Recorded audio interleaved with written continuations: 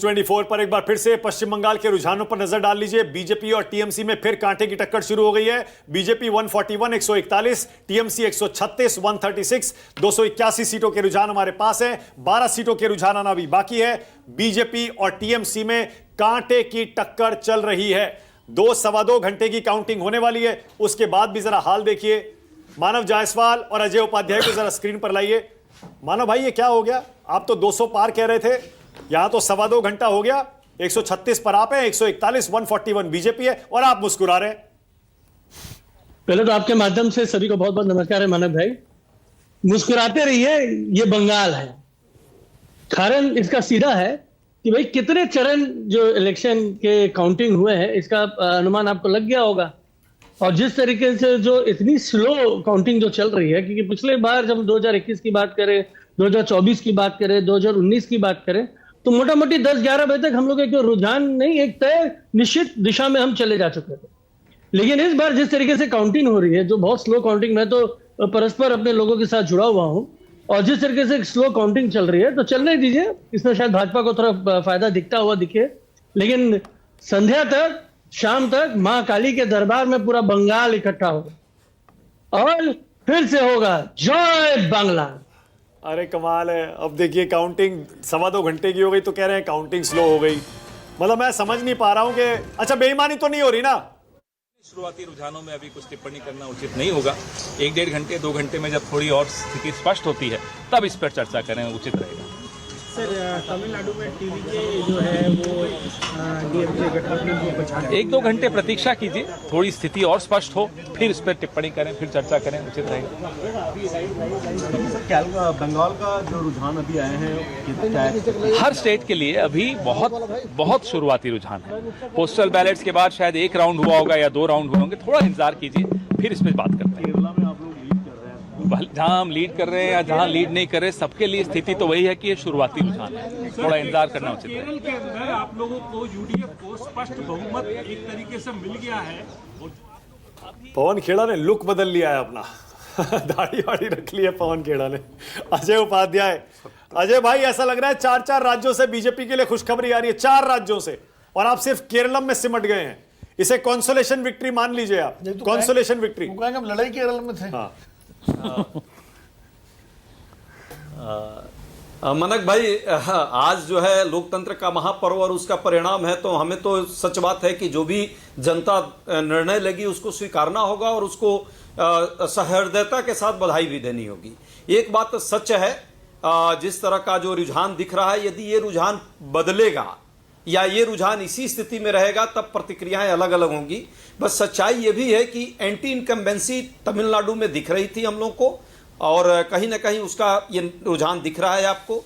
विजयन का जो स्थिति है, और बंगाल में जिस तरह की पोलराइजेशन की पॉलिटिक्स हुई, जिस तरह से हिंदू मुस्लिम की राजनीति हुई, और जिस तरह रेफरी बनकर के चुनाव आयोग को रहना चाहिए था लेकिन वो प्लेयर बन गया, कहीं ना कहीं उसका नतीजा आपको बंगाल में दिख रहा है। पर मुझे लगता है अभी 2 घंटे 1 घंटे और प्रतीक्षा हम सबको करनी चाहिए, ताकि सही कंक्लूजन पर हम लोग पहुंच पाए। अच्छा, ये टीवीके के साथ स्थिति है, उस पर भी टीवीके के साथ थोड़ा सा वक्त और चाहिए। टीवीके के साथ गठबंधन का ऑफर था या प्रपोजल था, किसने मना कर दिया कांग्रेस पार्टी में?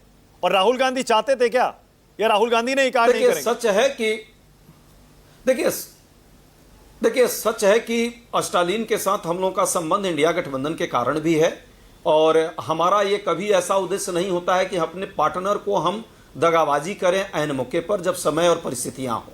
हमारा ऐसा कभी आज तक रहा नहीं है, हम कभी उसको दगाबाजी नहीं करते। परिस्थिति जो भी थी, हमने चुनाव लड़ा, हमने आकलन किया। अभी जो स्थिति है, हो सकता है जो आपका निर्णय दिखा रहा है आपके चैनल में, और बड़ा बैलेंस आप दिखाते हैं, संभवतः ये यदि स्थिति होती है तो हम जरूर आकलन करेंगे कि शायद हमसे कहीं गलती हो गई।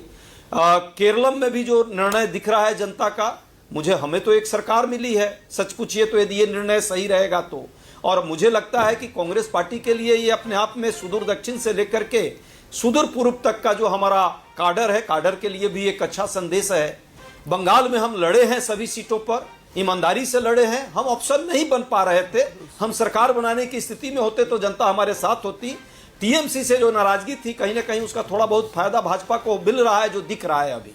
पर मुझे लगता है अभी 2 घंटे का और वक्त लीजिए, और अभी जो एनालिसिस है हम सब लोग मिल करके जो कर रहे हैं, थोड़ा हंसी के साथ लोकतंत्र के महोत्सव को मनाएं और आपस में कटुता न बढ़ाएं। चलता रहता है, राजनीति में तो चीजें आती जाती रहती है, किसी को अहंकार नहीं पालना चाहिए, और सत्ता के विरुद्ध एक लहर जरूर रही है बंगाल में भी और तमिलनाडु में भी। अच्छा, जरा ऐसे स्क्रीन जरा ऐसे ही रखिएगा, स्क्रीन ऐसे ही रखिएगा। अब जरा ये 2 मेरे साथ प्रवक्ता हैं इस समय न्यूज 24 की स्क्रीन पर, दोनों के चेहरे आप देख लीजिए, आपको पता लग जाएगा कि इस समय नतीजे कहां से क्या आ रहे हैं। के शर्मा मुस्कुरा रहे हैं अग्रेसिव अपने चिर परिचित अंदाज में, और प्रोफेसर अजय उपाध्याय थोड़े गंभीर नजर आ रहे हैं, मुस्कुराने की कोशिश तो कर रहे हैं, कह रहे हैं कि केरल में हम जीत रहे हैं, लेकिन ये दोनों प्रवक्ताओं के चेहरे सारी कहानी खुद कह रहे हैं इस समय। ये देखिए अब अजय उपाध्याय, ये हुई ना बात अजय उपाध्याय, अब आप मुस्कुराए। लोकतंत्र में जनादेश है, जनता का आदेश है, उसे स्वीकार करना चाहिए। के शर्मा 10 सेकंड जल्दी से क्विक कमेंट। के शर्मा बोलिए। एकदम से करना चाहिए। नहीं, देखिए, अजय उपाध्याय इसलिए गंभीर है कि जनता ने इनको गंभीर कर रखा है और जनता ने हमें उत्साहित कर रखा है। अभी इतनी बड़ी बड़ी प्रवचन बांट रहे हैं। मैं एक प्रश्न रखता हूं आप लोगों के चर्चा के लिए कि इस चुनाव I